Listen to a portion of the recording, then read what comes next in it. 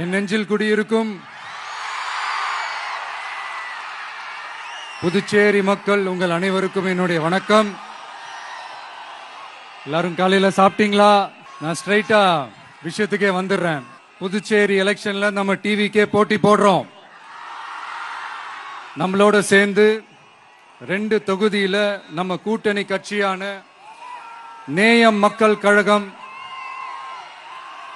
உருளையன்பேட்டை மற்றும் தட்டாஞ்சாவடின்னு 2 தொகுதியில் நிக்கிறாங்க.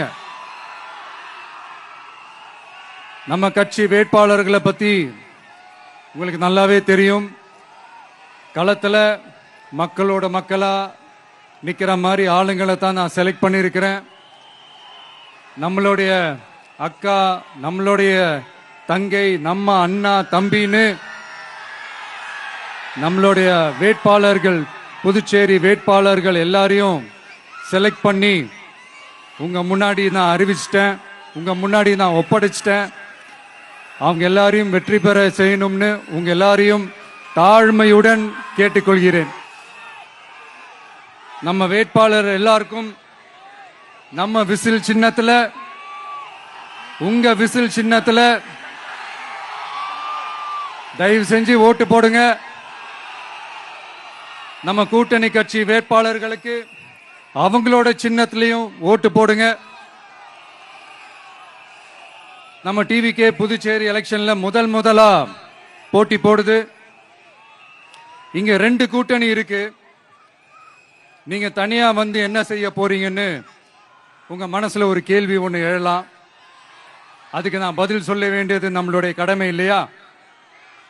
ஆனா அதை சொல்றதுக்கு முன்னாடி இங்க ஏற்கனவே இருக்கிற கூட்டணியை பத்தி கொஞ்சம் நீங்க தெரிஞ்சுக்கணும் இல்லையா? இந்த காங்கிரஸ் திமுக கூட்டணி இருக்கே, அதுல காங்கிரஸ் மட்டுமே 5-6 முறைக்கு மேல இங்க ஆட்சியில இருந்தாங்க.